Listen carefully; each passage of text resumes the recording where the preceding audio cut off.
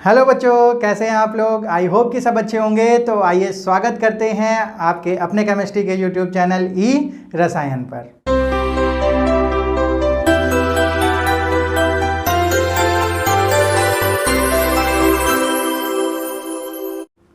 आज हम लोग बच्चों अपना जो नया चैप्टर है क्लास 11th का केमिकल इक्विलिब्रियम वो हम लोग शुरू करने जा रहे हैं। तो ये हमारा जो फर्स्ट सेशन है वो रहने वाला है इंट्रोडक्टरी सेशन। यहाँ पर हम लोग बात करेंगे इक्विलिब्रियम के बारे में। इक्विलिब्रियम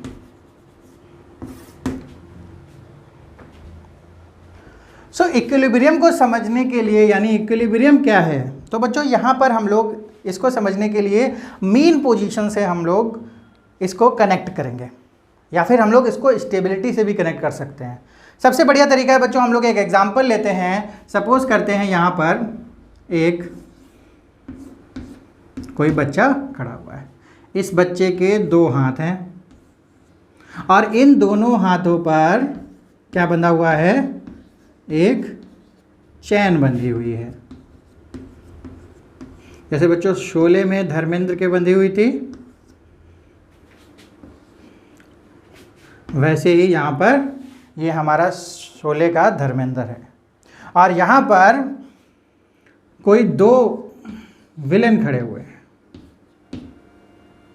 इस चैन को पकड़े हुए।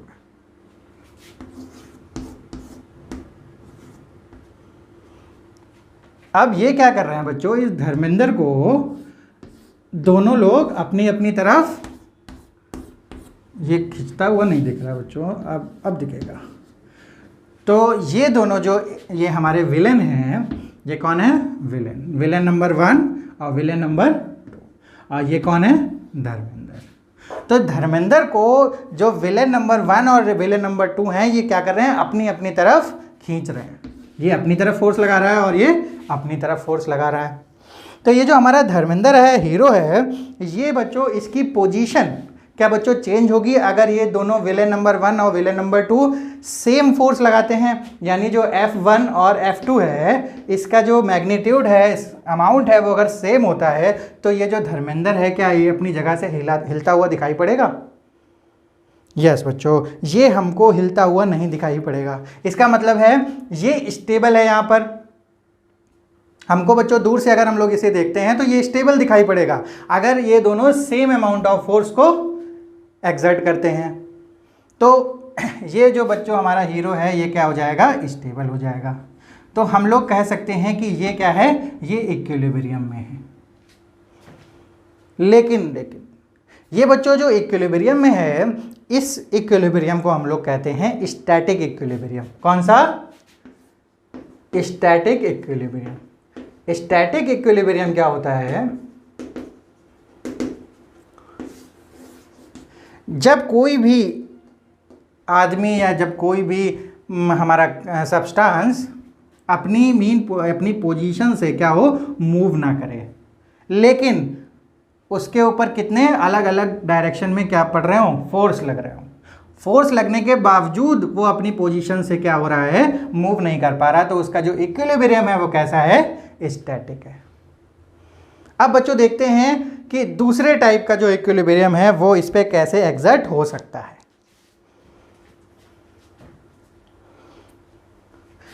अब अगर ये जो हमारा हीरो है, धर्मेंद्र है, सपोज कर लेते हैं बच्चों हम लोग यहाँ पर हैं, तो थोड़ी देर के लिए बच्चों मुझे आप धर्मेंद्र समझ लीजिए। तो मेरे दोनों हाथ ऐसे बंधे हुए हैं। तो अब हो क्या रहा है कि एक विलेन क्या करता है, हम इधर खींचता है थोड़ी देर के लिए। तब तक ये वाला जो विलेन है हमारा, वो भाई रेस्ट कर लेता है, कहता है ठीक है खींच ले। फिर जब हीरो हमारा इधर आ जाता है, तब ये वाला जो विलेन है वो थोड़ा सा रेस्ट करता है, फिर ये हमको इधर खींच लेता है। फिर ये रेस्ट कर लेता है, फिर हमको ये इधर खींच लेता है। फिर ये वाला रेस्ट करता है, फिर इधर खींच लेता है। फिर इधर बच्चों, फिर इधर हो जाते हैं हम, फिर इधर हो जाते हैं। तो आप लोग बच्चों जो मेरी पोजीशन है या फिर इस हीरो की पोजीशन है, वो क्या चेंज हो रही है? अगर हम एक बड़े प्रॉस्पेक्ट में, यानी जो यहाँ से यहाँ तक की बात करें, तो हम एक तरीके से क्या है, हमारी जो पोजीशन है वो यहीं से इधर, फिर इधर, फिर इधर, फिर इधर। इस तरीके से हमारी पोजीशन चेंज नहीं हो रही। लेकिन एक मेन मतलब अगर हम बिल्कुल स्टेबल पॉइंट ले लें तो हम इधर से उधर जा रहे हैं। तो अगर ये जो एक टाइम अगर ये फोर्स ज़्यादा लगाता है, ये फोर्स कम लगाता है, तो ये क्या हो जाएगा, अब मान लो ये यहाँ तक आ जा रहा है, इस पोजीशन तक। फिर ये क्या करता है, फिर ये ज़्यादा फोर्स लगा देता है और ये कम फोर्स लगाता है, तो ये किधर आ जाता है, तो ये इधर आ जाता है। तो वो यहाँ से यहाँ पर क्या करेगा, मूव करता रहेगा। तो ये इसकी क्या हो जाएगी बच्चों, इक्विलिब्रियम पोजीशन हो जाएगी। यहाँ से यहाँ तक जो ये मूव कर रहा है वो उसकी पोजीशन हो जाएगी इक्विलिब्रियम। लेकिन बच्चों ये जो हमारी इक्विलिब्रियम पोजीशन है वो अब स्टैटिक ना रह के कैसी हो जाएगी, डायनेमिक, डायनामिक इक्विलिब्रियम।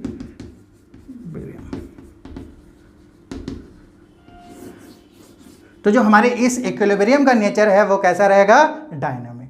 जबकि अगर हम लोग इस पर इक्वल और अपोजिट फोर्स लगा रहे थे और तब इसका जो इक्विलिब्रियम था वो कैसा था, स्टैटिक। बट अब ये जो हमारा हीरो है धर्मेंद्र, वो यहाँ से यहाँ मूव कर रहा है, पहले इधर जा रहा है, फिर इधर जा रहा है, फिर इधर जा रहा है, फिर इधर जा रहा है।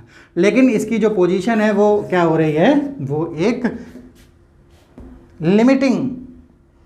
लिमिटिंग हमारी जो कंडीशंस ऑफ वॉल है वहाँ पर इधर से उधर मूव करती जा रही है। लेकिन इससे बाहर ना जा रही है, ना ही इस लिमिट के बाहर ये मूव कर रहा है। तो ये जो इक्विलिब्रियम है वो कैसा कहलाएगा बच्चों, डायनामिक इक्विलिब्रियम। तो जो हम लोग पढ़ने जा रहे हैं, जो हमारा जो चैप्टर है केमिकल इक्विलिब्रियम, और जो हमारा आगे आयनिक इक्विलिब्रियम आएगा, तो उसमें जो भी इक्विलिब्रियम के बारे में हम लोग पढ़ने जा रहे हैं बच्चों, वो हमारा स्टैटिक इक्विलिब्रियम ना होकर कौन सा है, डायनामिक इक्विलिब्रियम। क्योंकि जो हमारी केमिकल रिएक्शंस होती हैं या हमारी सॉल्यूशन में जो आयंस होते हैं वो जो इक्विलिब्रियम में होते हैं वो हमेशा क्या करते हैं, कभी इधर जाते हैं, फिर इधर जाते हैं, फिर इधर जाते हैं, फिर इधर। तो आगे हम लोग डिटेल में देखेंगे। तो आप, आई होप कि आप लोगों को समझ आ गया होगा कि जो इक्विलिब्रियम स्टैटिक नेचर का होता है वो कैसा होता है, और जो इक्विलिब्रियम डायनामिक नेचर का होता है वो कैसा होता है। तो बच्चों एक और प्रोसेस से हम लोग डायनामिक इक्विलिब्रियम को समझते हैं। एक हम लोग बच्चों क्या लेते हैं, वेसल लेते हैं, क्लोज्ड वेसल ले लेते हैं। यहाँ पर हम लोग ले लेते हैं हाफ फिल्ड वाटर।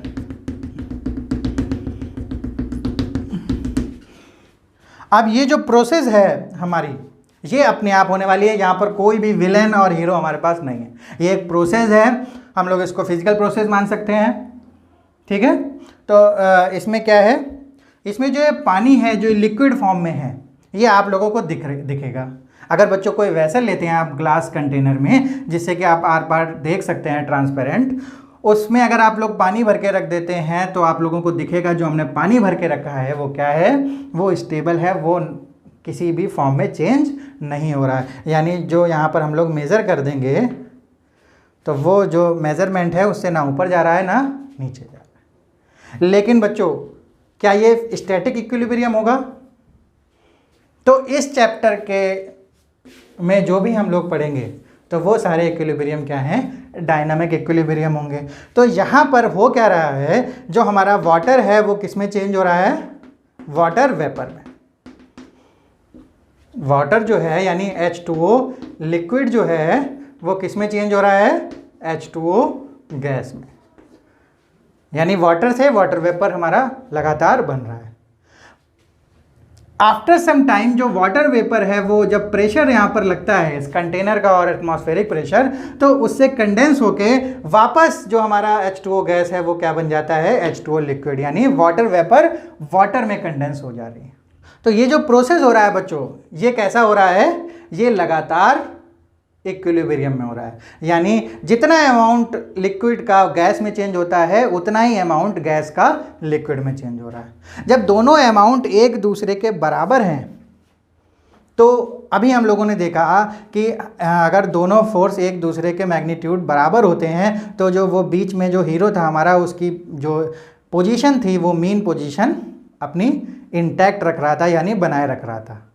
यानी उसकी पोजीशन में बहुत ज़्यादा डिफरेंस नहीं आएगा। तो यहाँ पर भी अगर सेम अमाउंट ऑफ लिक्विड और same amount of water vapour एक दूसरे में चेंज हो रहे हैं तो जो हमारा वाटर है वाटर के अमाउंट में चेंज नहीं आएगा और हमको दिखेगा कि ये जो वाटर है बच्चों ये स्टेबल है, ये कोई भी चेंजिंग नहीं दिखा रहा। लेकिन एग्जैक्टली जो एक्चुअल में ये है वो ये क्या दिखा रहा है, डायनामिक इक्विलिब्रियम। यानी ये जो प्रोसेस है वो किस में है, डायनामिक इक्विलिब्रियम में। और वो कौन सी डायनामिक इक्विलिब्रियम है, वाटर लिक्विड से वाटर गैसियस फेज में। तो ऐसे ही बच्चों बहुत सारे प्रोसेस हैं जो हमारे डायनामिक इक्विलिब्रियम शो करते हैं, तो उनको हम लोग पढ़ने जा रहे हैं इस चैप्टर में। तो आई होप कि आप लोगों को इक्विलिब्रियम का जो डायनामिक और स्टैटिक नेचर है वो समझ में आ गया होगा। तो हम लोग इस चैप्टर में स्टैटिक इक्विलिब्रियम की बात नहीं करके केवल और केवल डायनामिक इक्विलिब्रियम की बात करने वाले हैं। तो बच्चों ऐसे बहुत सारे और भी एग्जाम्पल हैं। हम लोग एक बायोलॉजिकल एक्टिविटी भी देख लेते हैं, हमारी एनसीईआरटी में भी दी हुई है कि जैसे हम लोग अपना क्या करते हैं, O2 रिसीव करते हैं अपनी नोज से और अंदर जाके वो क्या करता है, हीमोग्लोबिन के साथ रिएक्ट कर जाता है। हीमोग्लोबिन हमारा एक ऑक्सीजन कैरियर होता है जो ऑक्सीजन से रिएक्ट करके अंदर तक ले जाता है और वहाँ पर ऑक्सीजन को छोड़कर वहाँ से CO2 को वापस ले आता है और बाहर एक्सहेल कर देता है। तो जो हमारा O2 और हीमोग्लोबिन के बीच में इक्विलिब्रियम है, यानी ले जाना और छोड़ना, छोड़ना और ले जाना, ये है, ये बराबर चलता रहता है। तो इस इक्विलिब्रियम की वजह से हमारी लाइफ भी क्या रहती है, सेफ रहती है। तो हमारे चारों तरफ ये डायनामिक इक्विलिब्रियम आपको देखने को मिल जाएगा। इवन चाहे वो हमारा केमिकल प्रोसेस हो, चाहे वो फिजिकल प्रोसेस हो और चाहे वो बायोलॉजिकल प्रोसेस हो, तो सारी जगह बच्चों हमारा डायनामिक इक्विलिब्रियम देखने को मिलता है। तो ये जो हमारा डायनामिक इक्विलिब्रियम होता है इसको हम लोग इस साइन से शो करते हैं। यहाँ पर भी आपको बच्चों ये साइन देखने को मिलता है, उससे हम लोग समझ जाते हैं कि हमारी जो रिएक्शन है, हमारी जो कोई भी इक्वेशन दी हुई है वो कैसी है, वो इक्विलिब्रियम में। और जो बच्चों ये इक्विलिब्रियम में हमारा जो रिएक्टेंट और प्रोडक्ट है, ये सपोज करते हैं हम रिएक्टेंट है और ये प्रोडक्ट है, तो ये दोनों क्या होते हैं, मिक्सचर के फॉर्म में होते हैं, जहाँ पर भी हमारा डायनामिक इक्विलिब्रियम होता है। तो इसको हम लोग बोलते हैं इक्विलिब्रियम मिक्सचर।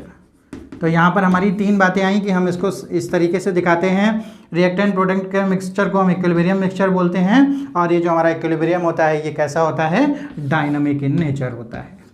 अब बच्चों ये जो हमारा इक्विलिब्रियम है इसकी कुछ स्टेट्स होती हैं।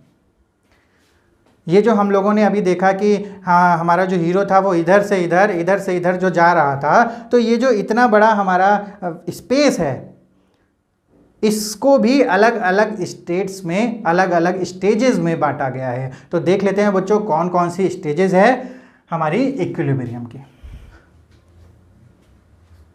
तो यहाँ पर हम लोगों ने देखा कि बहुत सारी चीज़ें जो हमारी डायनामिक इक्विलिब्रियम में होती हैं, तो डायनामिक इक्विलिब्रियम को हम लोग यहाँ पर 3 स्टेजेस में डिवाइड करेंगे। 3 स्टेजेस में किसके according, extent of reaction. Extent मतलब एक्सटेंट ऑफ रिएक्शन, जो भी हमारी फिजिकल रिएक्शन या फिर केमिकल रिएक्शन होगी उसका एक्सटेंट मतलब बच्चों अगर हमारी कोई रिएक्शन यहाँ से यहाँ तक जा रही है, अभी हम लोगों ने देखा जो हमारा हीरो था वो यहाँ इस पोजीशन से कभी इस पर, फिर इधर आता था, फिर इधर जाता था। तो ये जो यहाँ से यहाँ तक है, तो बच्चों यहाँ से यहाँ पर जो हमारा रिएक्शन मिक्सचर जो जा रहा है, तो सपोज करते हैं अगर वो यहाँ पर हो तो उसको हम लोग क्या बोलेंगे, अगर वो बीच में हो तो क्या बोलेंगे, अगर वो इस साइड हो तो क्या बोलेंगे। तो सबसे पहला जो हमारा स्टेज है उसमें हम लोग देखते हैं कि हमारी जो रिएक्शन है, यानी जो हमारा सपोज कर लेते हैं जो हमारा हीरो था वो इस साइड, यानी कहीं इस साइड, यानी मीन पोजीशन ये है हमारी, और वो मीन पोजीशन के कुछ इस साइड यहाँ पर आता है। तो इसका मतलब है अगर हम लोग इसको रिएक्टेंट साइड और इसको प्रोडक्ट साइड मानते हैं, तो हमारा जो रिएक्शन मिक्सचर है वो किधर है, प्रोडक्ट के पास में है। तो इसका मतलब हम लोग कह सकते हैं, या फिर हम लोग इस रिएक्शन को भी एग्जाम्पल के तौर पे ले सकते हैं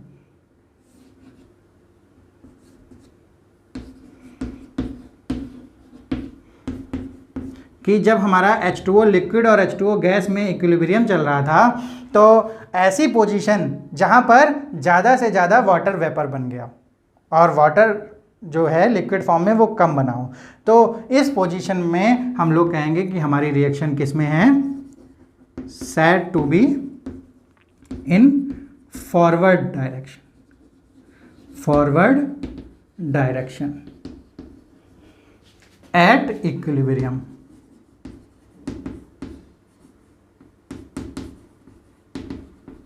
यानी ये अगर हमारा पूरा इक्विलिब्रियम है और हमारी रिएक्शन प्रोडक्ट के यानी कंप्लीशन के पास में है, यानी जो हमारा ये प्रोडक्ट है ये ज़्यादा बन गया है, तो हम रिएक्शन को बोलेंगे कि हमारा जो इक्विलिब्रियम है वो कहाँ पर है, वो फॉरवर्ड डायरेक्शन में है।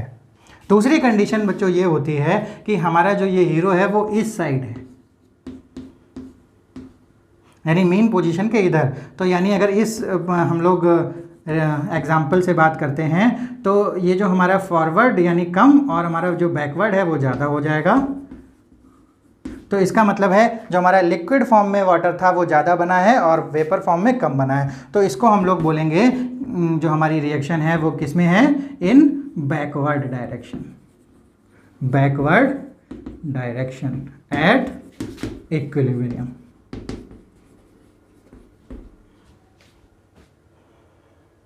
तो बच्चों जो हम लोगों ने सबसे शुरू में एग्जाम्पल लिया था कि जो बीच में धर्मेंद्र खड़ा था उसको एक बार फोर्स इधर लग रहा था, एक बार फोर्स इधर लग रहा था, तो हम लोगों ने पूरी इस मेन पोजीशन को इक्विलिब्रियम में माना था। तो जब ये वो यहाँ पर था तो इसका मतलब हम लोगों ने माना कि अगर इसको हम लोग रिएक्टेंट साइड मानते हैं तो ये बैकवर्ड डायरेक्शन में है, और जब वो इधर आ गया तो वो फॉरवर्ड डायरेक्शन में है। लेकिन जब वो बिल्कुल बीच में होगा, यानी ना तो रिएक्टेंट की तरफ ना ही प्रोडक्ट की तरफ, तो हम लोग तीसरी कंडीशन लेते हैं। और अगर इस रिएक्शन की कंडीशन लें कि जो लिक्विड और गैस में जो वाटर वेपर और वाटर चेंज हो रहा था, तो ना तो रिएक्टेंट ज़्यादा हो ना तो प्रोडक्ट ज़्यादा हो, दोनों ही सेम कंसंट्रेशन यानी दोनों ही सेम अमाउंट में हो, तो हम लोग बोलेंगे जो हमारी रिएक्शन है वो किस में है, इन इक्विलिब्रियम। यानी 3 स्टेजेस हो गई कि हमारी बिल्कुल इन इक्विलिब्रियम में है, या फिर एट इक्विलिब्रियम में फॉरवर्ड डायरेक्शन में है, या फिर एट इक्विलिब्रियम बैकवर्ड डायरेक्शन में। तो बच्चों यहाँ पर हम लोगों ने देखा जो हमारा डायनामिक इक्विलिब्रियम की मेन पोजीशन थी, अगर कोई रिएक्शन, कोई केमिकल रिएक्शन अगर हमारी इक्विलिब्रियम में है तो उसकी 3 स्टेजेस हो सकती हैं on the basis of extent of reaction, यानी वो कहाँ पर है, कितने एक्सटेंट तक वो रिएक्शन पहुँची है। तो अगर वो रिएक्शन प्रोडक्ट की तरफ ज़्यादा है तो हम लोग बोलेंगे फॉरवर्ड डायरेक्शन में है हमारी रिएक्शन एट इक्विलिब्रियम में, और अगर वो रिएक्शन हमारी बिल्कुल ही प्रोसीड नहीं करी है, ज़्यादा अमाउंट उसका रिएक्टेंट का है, तो हम लोग बोलेंगे कि बैकवर्ड डायरेक्शन में है। और तीसरी जो कंडीशन है इसका मतलब है कि जो हमारा रिएक्टेंट और प्रोडक्ट का जो अमाउंट है, कंसंट्रेशन है, वो दोनों ही सेम है, तो उस कंडीशन में हमारी रिएक्शन को बोलेंगे कि वो क्या है, इन इक्विलिब्रियम। तो ये तीनों स्टेजेस बच्चों समझ में आ गई होंगी। सो यहाँ पर बच्चों हम लोगों ने देखा कि डायनामिक इक्विलिब्रियम क्या होता है, और उस डायनामिक इक्विलिब्रियम का जो स्पेस पोर्शन होता है उसको भी हम लोगों ने एक्सटेंट ऑफ रिएक्शन के बेसिस पर 3 स्टेजेस में यहाँ पर डिवाइड किया, फॉरवर्ड डायरेक्शन, बैकवर्ड डायरेक्शन और इन इक्विलिब्रियम। तो अब हम लोग देखते हैं कि वो जो हमारा इक्विलिब्रियम है, इस इक्विलिब्रियम से हम लोग केमिकल इक्विलिब्रियम में कैसे पहुँचेंगे। तो बच्चों हम लोग इक्विलिब्रियम, तो इक्विलिब्रियम का मीनिंग हम लोगों ने अच्छे से समझा। अब जो इक्विलिब्रियम है वो 3 टाइप का होता है basically. 3 types of equilibrium exist. Dynamic equilibrium, तो पहला हमारा होगा फिजिकल इक्विलिब्रियम,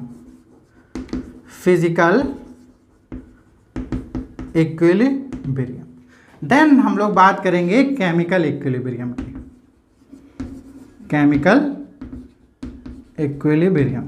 देन हम लोग बात करेंगे आयनिक इक्विलिब्रियम की।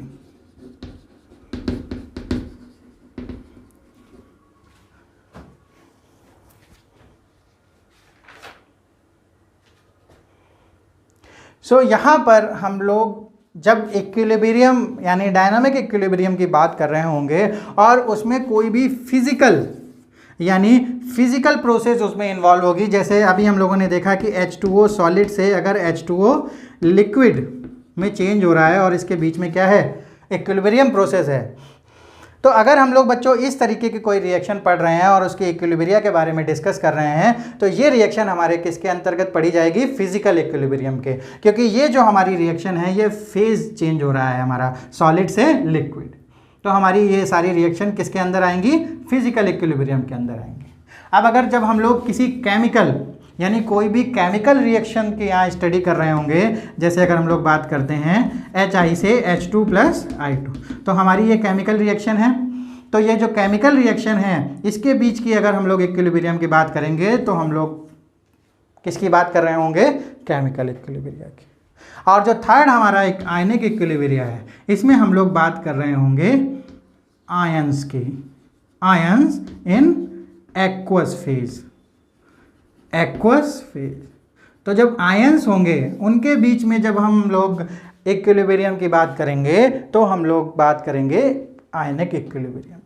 और यहाँ पर हम लोग इसको 2 पार्ट में डिवाइड करेंगे चैप्टर वाइज, यानी जो ये दोनों पार्ट हैं फिजिकल और केमिकल इक्विलिब्रिया, इसको हम लोग पढ़ने वाले हैं केमिकल इक्विलिब्रिया चैप्टर के अंदर। केमिकल इक्विलिब्रियम जो चैप्टर है, जो हमारा ये जो फर्स्ट पार्ट है केमिकल इक्विलिब्रियम का, उसमें हम लोग इस वाले इक्विलिब्रियम और इस इक्विलिब्रियम के बारे में डिटेल में पढ़ेंगे और जो भी इसके अंदर टॉपिक्स हैं उनके बारे में हम लोग पार्ट वाइज पढ़ते जाएंगे।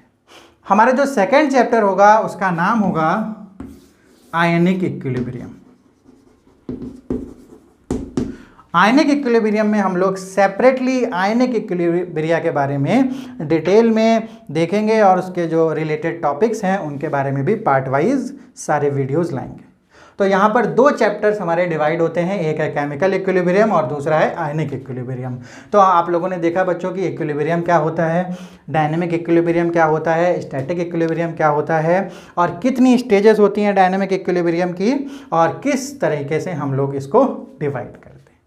तो आई होप बच्चों आज की क्लास आप लोगों के लिए बहुत ही इन्फॉर्मेटिव रही होगी। आप लोगों ने जाना कि एग्जैक्टली आप लोग पढ़ने क्या जा रहे हैं। तो अगर आप लोगों ने चैनल को सब्सक्राइब नहीं किया है तो बच्चों सब्सक्राइब कर लीजिए, चाहे वीडियो को लाइक कर दीजिए। और इससे पहले वाला जो चैप्टर है हमारा थर्मोकेमिस्ट्री थर्मोडायनेमिक्स, वो आपके चैनल पर आ चुका है। तो अगर आप लोगों ने अभी तक उस वीडियोज़ को नहीं देखा है तो तुरंत जाके देखिए। तो अब हम लोग मिलते हैं अपने नेक्स्ट वीडियो में, नेक्स्ट पार्ट में। Till then bye bye.